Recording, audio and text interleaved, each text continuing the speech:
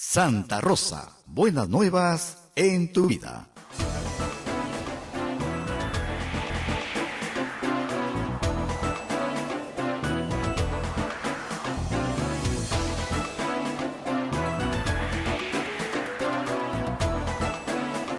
Esta es la hora en todo el Perú, 8 de la mañana, 18 minutos, y digo todo el Perú porque es así. Radio Santa Rosa 1500 AM, 105.1 FM en Lima, Radio Santo Domingo en Chimbote, 102.1 FM, Radio San Martín en Arequipa, 97.7 FM, 1380 AM, Radio Veritas RTV en el Cusco, 92.1, nueva frecuencia, Radio Cepa Huaucayali, 100.5, Radio Quillabamba en la Convención Cusco, 91.1 FM, 1210 AM y Radio Madre de Dios en Puerto Maldonado. Buen día, amigos.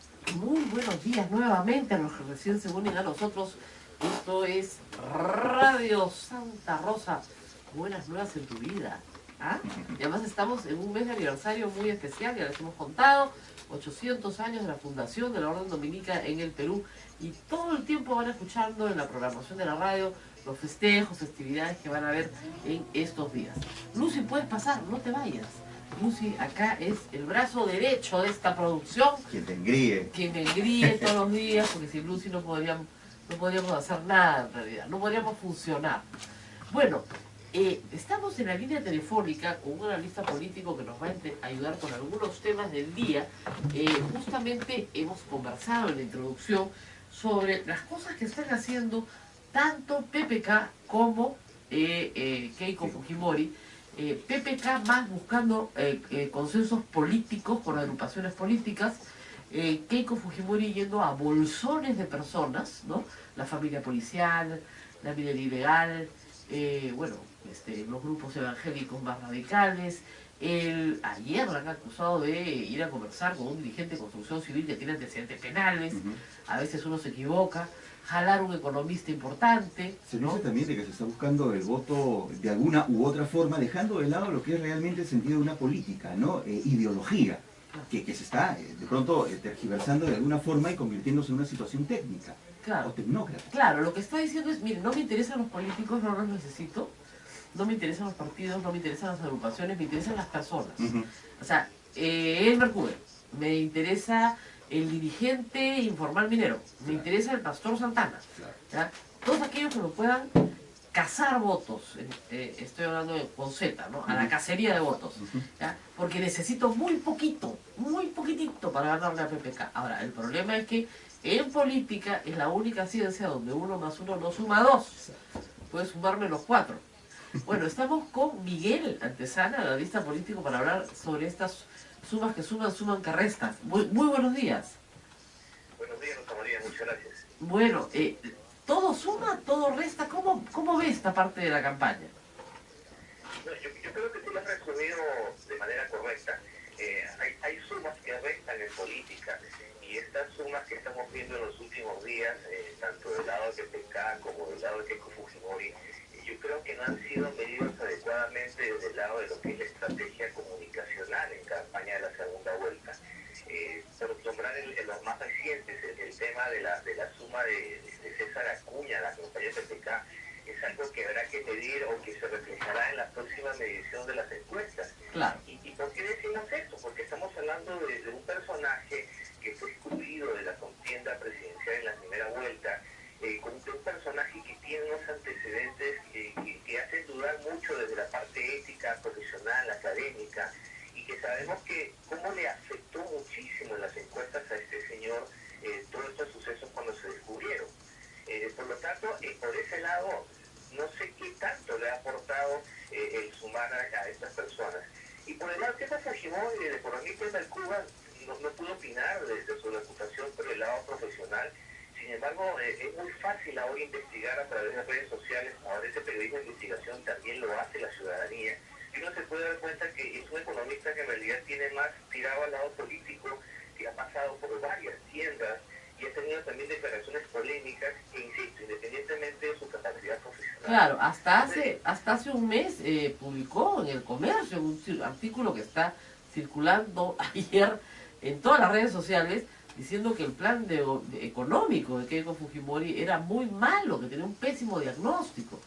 esa misma persona está sentada a su lado señalando que es un gran plan. Entonces, es un poco complicado de explicar. Y además, hasta hace 3 semanas o 4, era miembro fundador del partido Todos para el Perú, con otros socios de Macroconsult, con 2 más, y apoyaban abiertamente la candidatura de Julio Guzmán. Pero antes apoyaba la candidatura de Castañeda Alonso también, o sea, ha estado también con Lourdes Flores en algún momento. Uno dice, y además lo más grave en el caso de Hernán Cubo es que tiene ideas que yo apoyo, pero que son muy impopulares, como por ejemplo la ley Pulpín, ¿no?, que él ha apoyado, o por ejemplo la no devolución del 95% de los aportes a las AFPs, que él ha condenado. Y es muy impopular, por Es cierto. muy impopular. O sea, ¿cómo puede ser eso un jale importante, no? Complicado. Por eso decía que no sé si el equipo de campaña, los equipos de campaña, los estrategas de campaña, que supongo que los hay, han medido este tipo de medidas, de acciones. Y no solamente por ese lado de los jales, sino también inclusive por los mensajes y las declaraciones de cada uno de los miembros de los equipos o la gente que los apoya en la campaña hacia la segunda vuelta.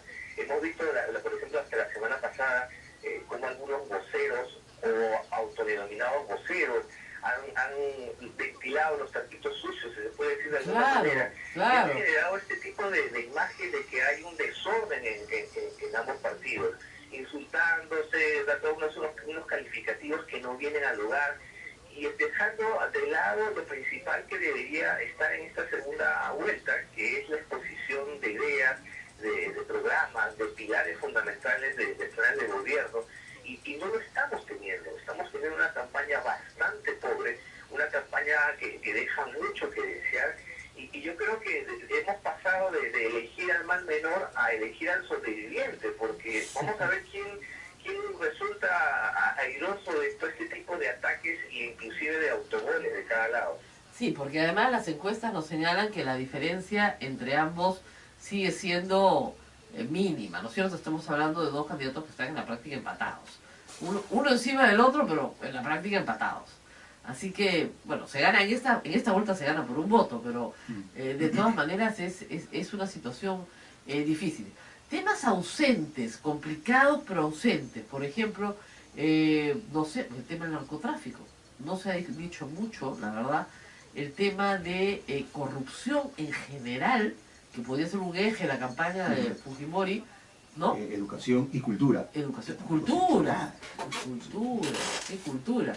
¿No? ¿Qué otros temas ve usted ausentes como que simplemente hubieran desaparecido de la faz de la tierra en una campaña electoral? Yo veo muy ausente el tema económico desde el lado estructural. Se ha hablado hasta ahora, y también del lado y lado, de medidas aisladas, se ha hablado de paliativos, pero no se ha hablado de reformas estructurales. El hablar, por ejemplo, que vamos a reducir, por un lado se ha hablado de la reducción del IGB en 1 punto, 2 puntos, y que eso traería un mayor crecimiento, una reducción de la inflación, eso me parece poco serio, cuando no viene acompañado de una reforma del lado fiscal, por el lado de una reforma estructural del aparato estatal. Un tema que, por ejemplo, no se ha tratado es cómo se va a reformar la estructura de las organizaciones estatales, aprovechando el tema de la ley Servir. Hay temas que yo veo que de ambos lados se están cuidando mucho de no decirlo para no generar el antivoto, y están cayendo, sin embargo, en el anunciar medidas que no tienen trascendencia, medidas que pueden ser temporales, como por ejemplo también el tema que se tocó en algún momento el 24x24. Así es. Yo creo que la economía es fundamental, tanto por el lado de los empresarios como por el lado de los trabajadores.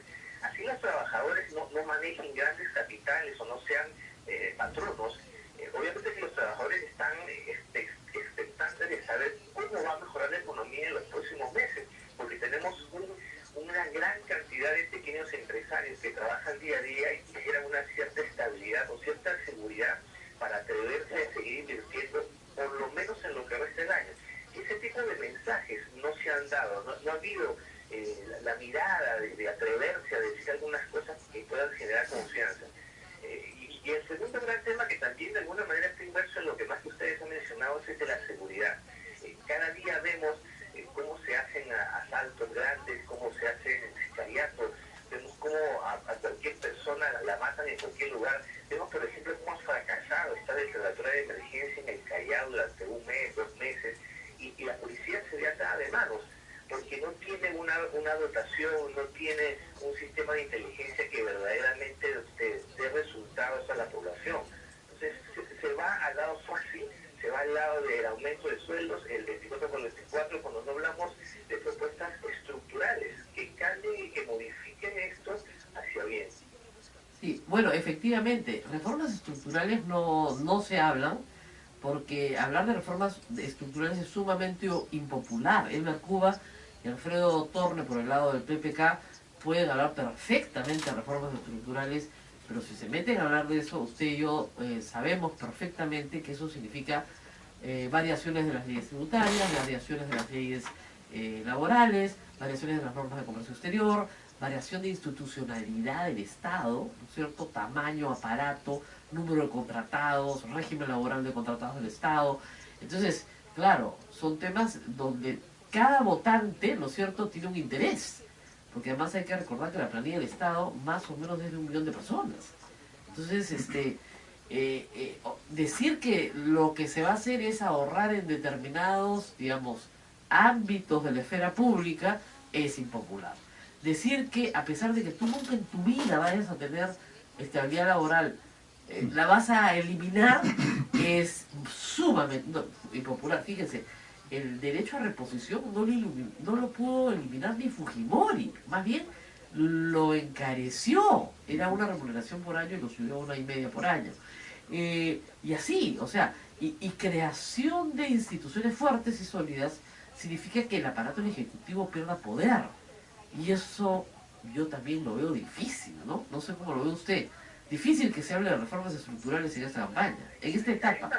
Hay, como le decía, yo creo que no se atreven a decirlo.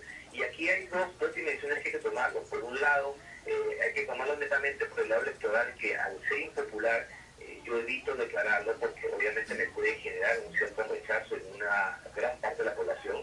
Pero también la otra mirada que hay que darle, o la otra percepción, es que estamos hablando de equipos de gobierno que tienen conocimiento real de lo que significa ese tema.